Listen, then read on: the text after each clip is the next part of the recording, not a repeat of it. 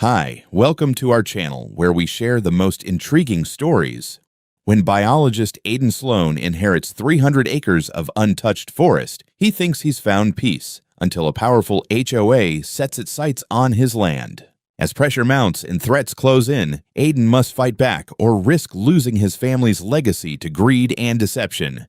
I never thought inheriting land would drop me into the middle of a neighborhood conflict, but here I am.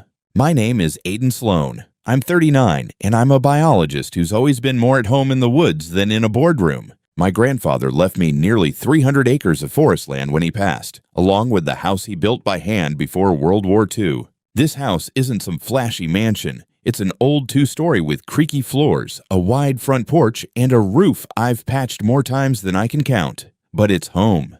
The land, though, the land is the real treasure. Thick forest stretches in every direction, full of wildlife, rare plants, and a peace you can't put a price on. When I took ownership, I made sure every document was airtight. I combed through land records, county maps, and old agreements. I wanted no surprises, and sure enough, my land was entirely outside any HOA jurisdiction. The neighboring development, which had popped up in the last decade, belonged to a sprawling homeowners association called Maple Ridge. Their world was one of manicured lawns, pastel-colored houses, and strict rules on mailbox shapes. Mine was old oaks, soft trails, and a life dictated by seasons, not committee meetings. At first, there was no reason for us to cross paths. I waved politely when I saw Maple Ridge residents walking nearby, sometimes passing my driveway when they jogged. They mostly stayed on their side, and I stayed on mine. But as the years passed, the development kept creeping closer.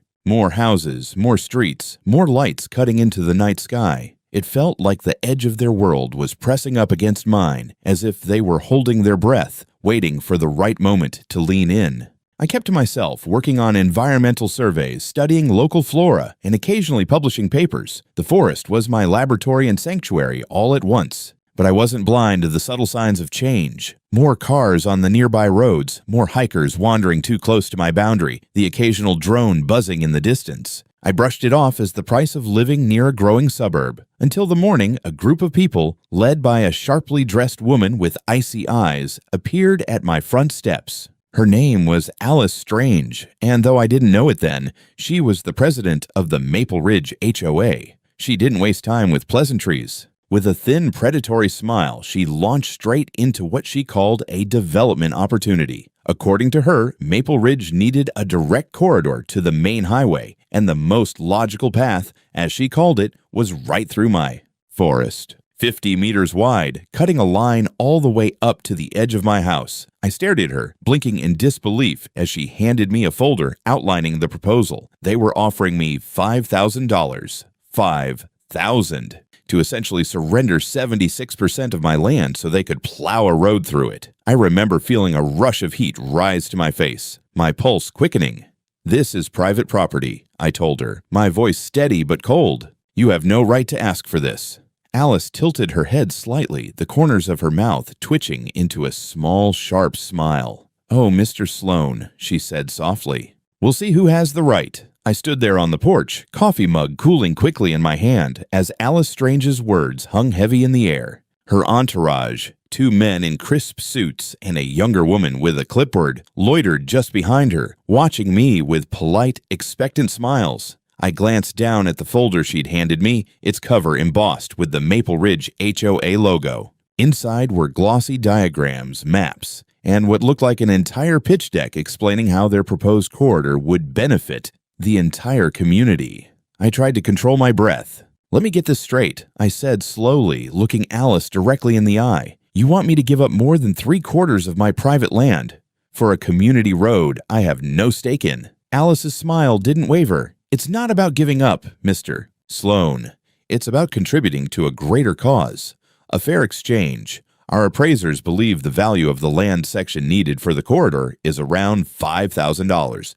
We think that's more than reasonable." I let out a soft, disbelieving laugh.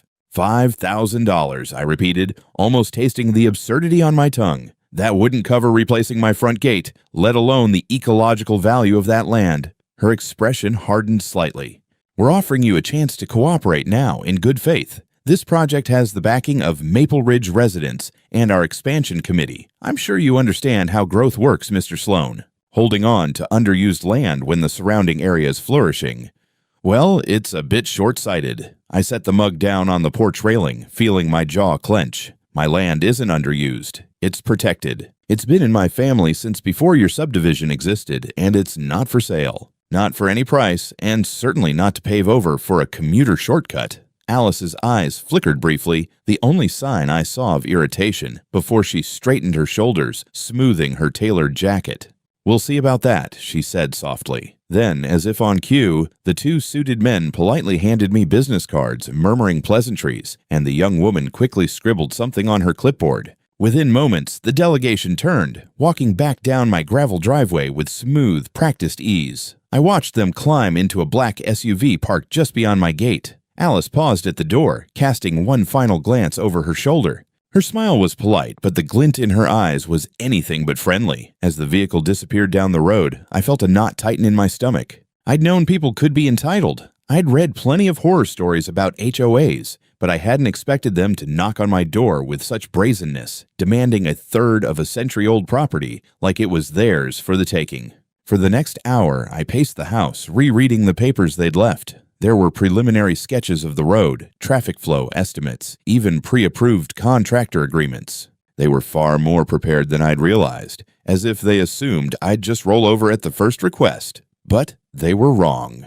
I sat at my desk, pulled up the legal documents for the land, and reviewed every inch of boundary lines, zoning restrictions, and property rights. I wasn't just some recluse in the woods. I knew what this land was worth. Not just in dollars, but in history, ecology, and family legacy. They wanted a fight? They were about to learn they'd picked the wrong man.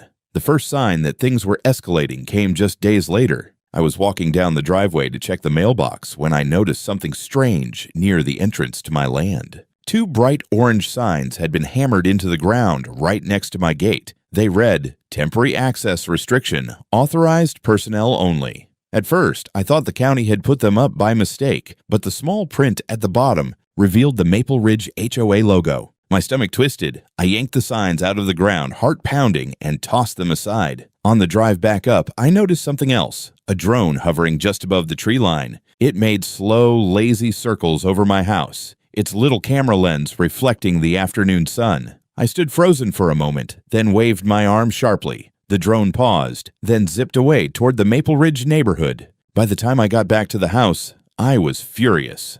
I called the local police department to report unauthorized signs on private property and an apparent drone trespassing over my land. The officer on the line sounded sympathetic but cautious, telling me they'd send someone to make a report. The next morning, I found an official-looking letter stuck in my mailbox. I tore it open, already feeling the tension rise. Inside was a notice of complaint, noise violations, unauthorized land use, improper waste disposal, all directed at me, and all, of course, complete fabrications. I could feel the heat in my face as I realized what was happening. The HOA wasn't just pushing with a friendly proposal anymore. They were trying to squeeze me with pressure tactics. I called my lawyer that afternoon, explaining everything. The visit, the signs, the drone, the letters. He calmly advised me to start documenting everything, no matter how small. Take photos, save emails, record conversations. It was clear they were laying the groundwork for something bigger, and I had to be prepared. Not wanting to wait for the next move, I hired a private investigator. I needed eyes on what the HOA was doing behind the scenes. Within days, the investigator uncovered disturbing details. The HOA, led by Alice, had already signed preliminary agreements with road construction companies. They were telling contractors and residents alike that the deal for the land was essentially done, brushing off any mention of the legal ownership standing in the way. Worse, they had circulated doctored maps implying that my forested land was part of the community's future development zone. I sat at my desk late that night, the documents spread out before me like a slow-burning disaster. Anger tightened in my chest. They weren't just being aggressive. They were counting on me, folding under the pressure, hoping I'd give in before the fight even began. I looked out the window, eyes tracing the edge of the tree line, where the moonlight shimmered faintly on the leaves. No one had ever tamed this forest. Not storms, not time, not even developers who'd tried before. And they weren't about to start now. Over the next few days, I barely slept. My lawyer and I worked nonstop, pulling every record, every zoning map, every scrap of documentation tied to my land. Meanwhile, the private investigator delivered update after update, and each one painted an uglier picture. Alice and the HOA weren't just pushing, they were orchestrating a full-scale campaign, moving behind the scenes to make their road a reality before I even had a chance to fight back. The investigator dug up emails between HOA board members where they openly discussed strategies to wear me down, referring to me as an obstructionist and a selfish land hoarder. They'd already approached the county council trying to fast-track permits, though, as my lawyer pointed out with a smirk, they couldn't permit a project on land they didn't legally control. What hit me hardest, though, was finding out they had falsified documents. One evening, the investigator handed me copies of internal HOA paperwork that included maps showing my property as part of their jurisdiction, maps that were altered versions of public records. They'd shaded in my forest, labeled it Phase 4 expansion, and circulated those doctored files to contractors and residents. I stared at the pages, a cold chill running down my spine. This wasn't just pushy neighbors. This was calculated fraud. To make matters worse, the investigator confirmed that the HOA had already taken deposits from contractors for initial roadwork, fully convinced they'd bulldoze through my land in a matter of weeks. They were gambling on one thing: that I wouldn't have the time, money, or will to stop them. But they'd underestimated me. I threw myself into gathering evidence, documenting every unlawful sign, every letter, every drone flyover. I set up motion-activated cameras at the edges of the property, capturing HOA vehicles pulling up to the boundaries and, in one particularly damning clip, a group of men unloading surveying equipment right onto my land. I kept detailed logs, saved emails, and recorded phone calls. My lawyer began drafting not one but multiple lawsuits: trespassing, harassment, attempted property fraud, and violation of privacy laws. We compiled a detailed packet of evidence, including the investigators' reports, video footage, and photographic proof. We even reached out to some of the contractors and subcontractors listed in the HOA's agreements. When I personally called one major contractor to inform them they were being misled, their legal team quickly pulled back, threatening to sue the HOA themselves for bad faith negotiations. The pressure was shifting. Alice and her board were still moving confidently in public, boasting about the road project, but behind closed doors they were starting to realize the ground beneath them was crumbling. And as I stood at the edge of my land one cool morning, watching the sun rise over the treetops, I realized I wasn't just defending my home. I was about to turn their entire scheme against them. The morning we filed the lawsuits, the air felt sharper, as if the whole forest had braced itself alongside me. My lawyer submitted multiple claims at once: trespassing, harassment, property fraud, and violations of state privacy laws, a legal barrage aimed squarely at Alice and her HOA board. We didn't just want to stop them, we wanted to hit them so hard they'd think twice before ever pulling something like this again. I personally delivered certified notices to the HOA's office, accompanied by a uniformed police officer who had been assigned to handle my earlier complaints. I'll never forget the look on the receptionist's face when she realized what I was handing over. Her nervous fingers fluttered, eyes darting between the officer and the thick envelope in my hand. For the first time, it felt like the upper hand was shifting, but Alice wasn't done. That same afternoon, she called a Maple Ridge community meeting where she confidently stood before her residents, waving a stack of papers and insisting everything was still under control. According to the reports I received later, she downplayed my legal actions as stalling tactics, claiming I was blocking progress and would eventually be compelled to cooperate. I couldn't help but laugh when one of the contractors called me that evening, apologizing profusely for nearly breaking ground on my property. "We had no idea you weren't part of the deal," the man said, clearly rattled. "We've already pulled our crews, and we're demanding a release from the HOA's contracts. We're not touching that site without clear title." At the same time, the local police department began stepping up. They investigated the drone surveillance. Turns out, the HOA had been operating several units, some without proper FAA permissions, and definitely without my consent.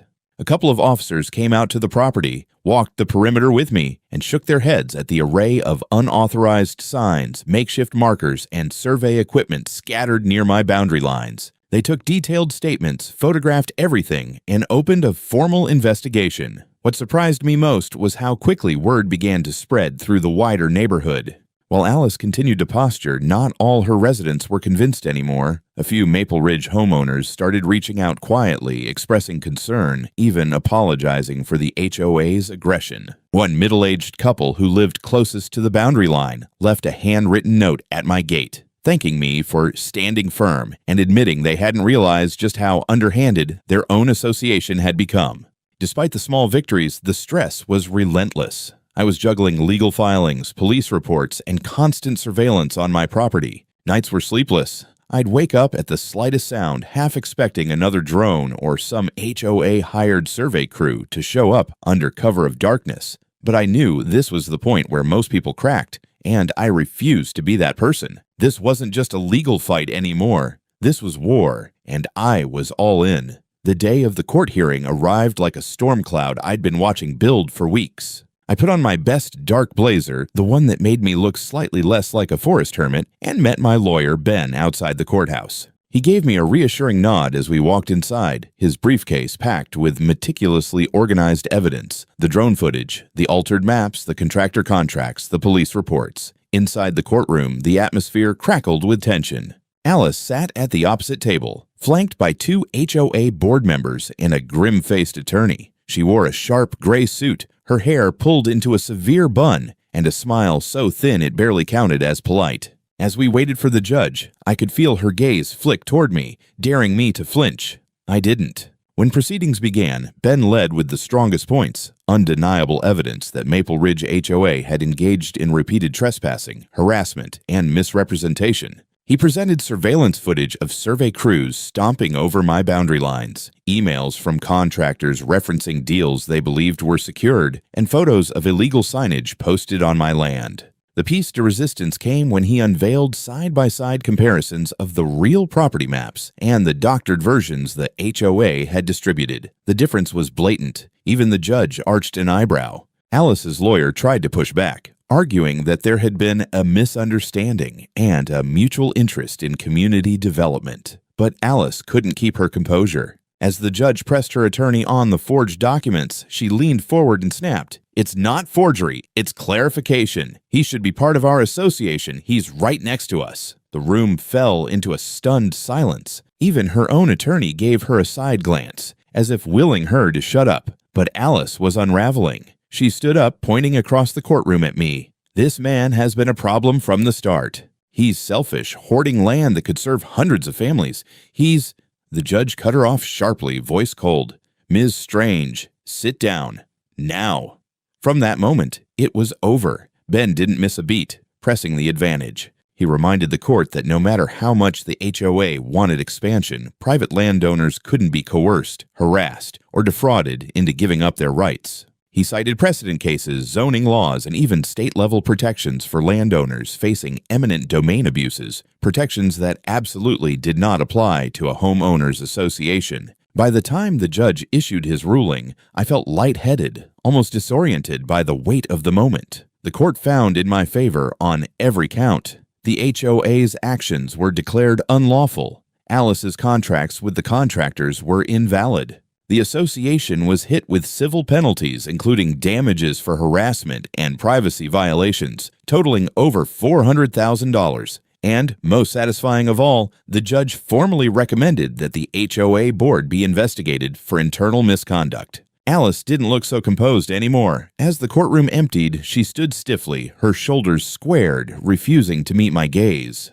But the murmurs from her own board members, the disapproving stares from her neighbors, and the media reporters gathering outside made it clear her reign was cracking. Outside the courthouse, Ben clapped me on the shoulder with a grin. "Congratulations, Aiden," he said. "They picked the wrong man to mess with." For the first time in weeks, I felt the tension in my chest loosen. Not all the way, but enough to let me breathe. The war was over. I'd won. The aftermath hit Maple Ridge like a tidal wave. Within days of the court ruling, the neighborhood's carefully polished facade began to crack wide open. News of the HOA's defeat spread fast, thanks in part to local media coverage. Reporters had picked up the story as soon as the judge's decision was announced.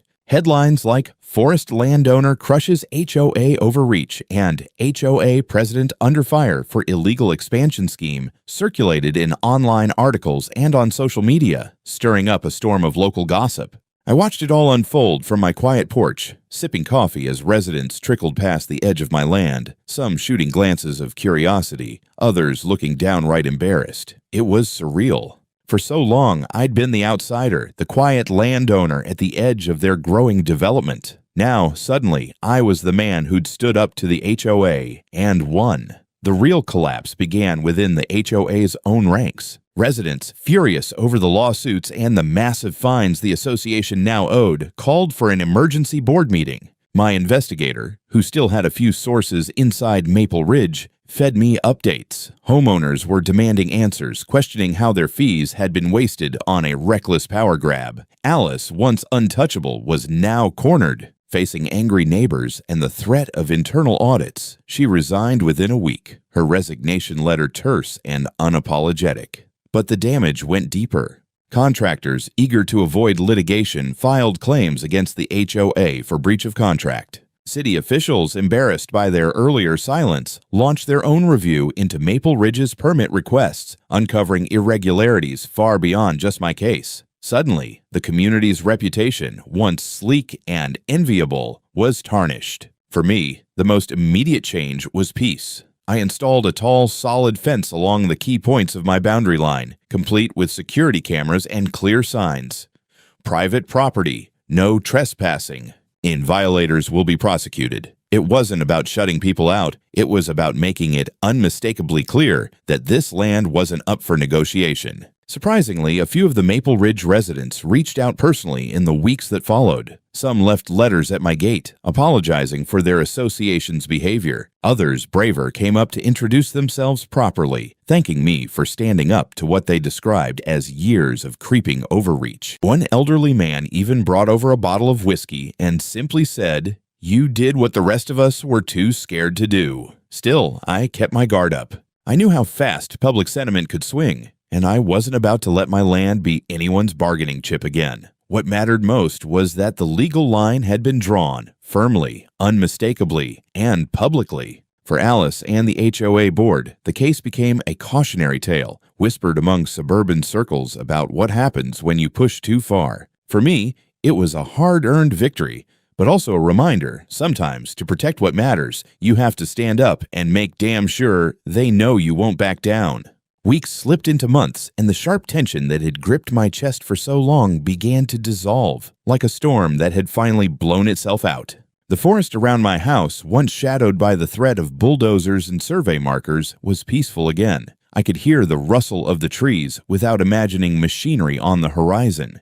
The trails I'd walked 1,000 times felt like mine again, not just legally, but emotionally, as if the land itself had waited for me to reclaim it fully. I spent my days returning to the work I loved. I documented local wildlife patterns, tracked seasonal shifts, and even began drafting a research paper on an endangered wildflower that thrived in a quiet corner of the property. My house, once feeling like a fortress under siege, turned back into a home. I repaired the worn porch steps, sanded down old railings, and finally built the little greenhouse I'd been dreaming about for years. The new fence stood tall along the border, its heavy wooden panels marked by clean professional signs. Private property, entry prohibited.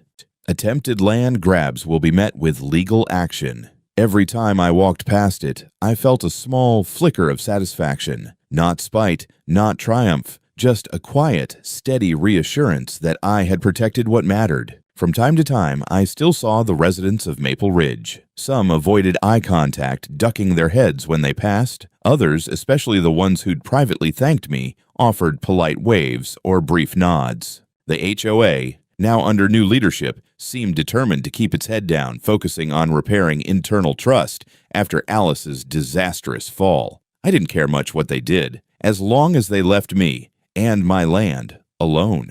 Alice herself became something of a local legend, but not in the way she might have liked. I heard through town gossip that she'd moved out, her reputation too battered to recover. Contractors avoided her, and her name popped up occasionally in online articles about overreaching HOAs, always as a warning, never as an example to follow. One evening, as the sun dipped low over the treetops, I sat on my porch with a glass of whiskey, the air cool and sweet with pine. I listened to the evening bird song, the faint rustle of deer in the distance, and the soft creaking of the old house settling for the night. For the first time in a long time, I felt fully at peace. This land had been in my family for generations. It had weathered storms, droughts, fires, and now, thanks to sheer stubbornness and a hell of a legal fight, it had survived the greedy hands of people who thought they could claim it with contracts and threats. I smiled to myself, raising my glass slightly toward the darkening woods. "Let them try again," I murmured softly. "Just let them." And with that, I leaned back, the forest stretching wide and quiet before me, knowing no one, no matter how entitled, no matter how connected, would ever steal it away.